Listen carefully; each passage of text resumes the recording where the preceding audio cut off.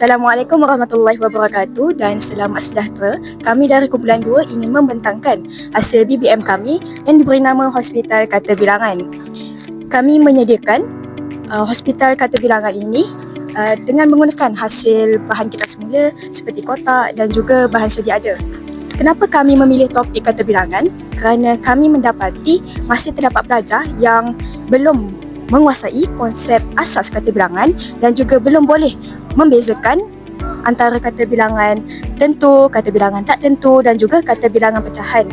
Jadi kami menghasilkan BBM Hospital Kata Bilangan ini untuk membantu pelajar memahami kata bilangan dengan bantuan visual. Seterusnya saya serahkan kepada ahli kumpulan saya untuk menerangkan kata bilangan dengan lebih terperinci. Okey, untuk bahagian pertama kita ada kata bilangan tentu. Okey, kata bilangan tentu ni maksud kita gunakan untuk menyatakan bilangan yang pasti yang boleh kira lah. Okay, contohnya kita ada empat komponen, iaitu ada farmasi, kaunter pendaftaran, wad pesakit and then bilik rawatan. Setiap komponen ni dia mempunyai bilangan orang yang berlainan. Contohnya macam farmasi, kita ada dua. Okay, satu, dua farmasi. So dekat sini yang kita bercakap yang bilangan tentu ni kita boleh kira lah. Macam contohnya yang kedua, kaunter pendaftaran, iaitu kita ada 4 orang, macam 1, 2, 3, 4. So kat sini kita bercakap yang kaunter pendaftaran pun kita ada 4 orang. Okay, setiap seorang ni kita boleh kira lah. Dan kita tahu lah jelas lah untuk kita kira. Contohnya macam saya ambil ni. Okay, and then ni kan 4 kan. So saya akan letak kat sini. Sebab apa? Sebab dekat kaunter pendaftaran kan ada 4 orang. Contohnya macam 2, saya ambil and then saya letak dekat sini. Sebab dekat farmasi ada 2 orang. So kesimpulan dia kata bilangan tentu ni kita boleh kira dan jelas. Seterusnya jenis kata bilangan kedua iaitu kata bilangan tak tentu.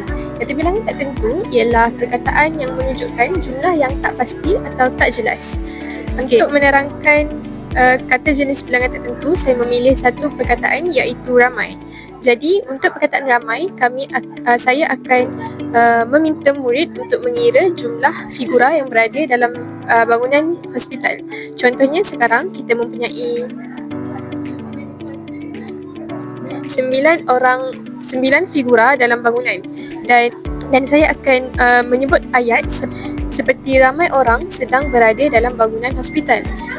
Ini menunjukkan bahawa perkataan ramai digunakan untuk jumlah yang tidak tepat. Contohnya, saya akan menambah satu lagi figura di taman hospital. Dan saya akan mengulang ayat yang sama seperti orang ramai sedang berada dalam bangunan hospital. Ini menunjukkan bahawa perkataan ramai tidak tertakluk kepada satu jumlah, tetapi dia boleh digunakan apabila kita tidak mengetahui jumlah tersebut. Assalamualaikum. Hari ini saya akan terangkan tentang kata bilangan pecahan menggunakan BBM bentuk ubat ini.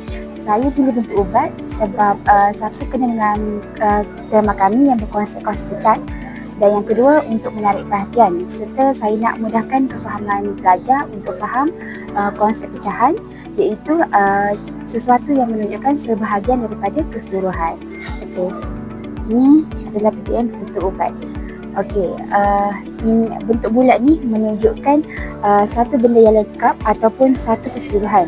Jadi saya akan bahagi ubat ni kepada 2 bahagian yang sama.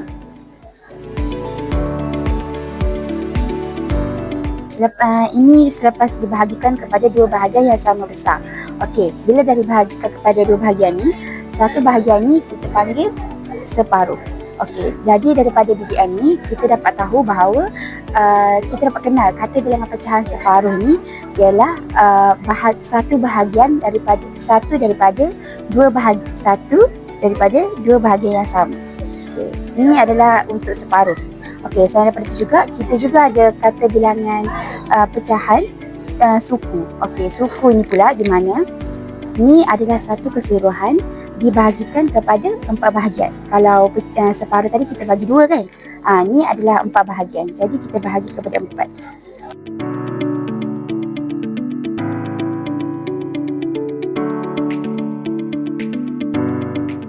Okey, ini adalah 4 bahagian apabila kita dah bahagikan.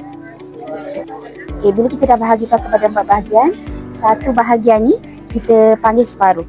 Itu sahaja dari kumpulan kami, kumpulan 2. Kami harap BBM kami dapat membantu murid untuk mengenal pasti dan lebih memahami jenis kata bilangan.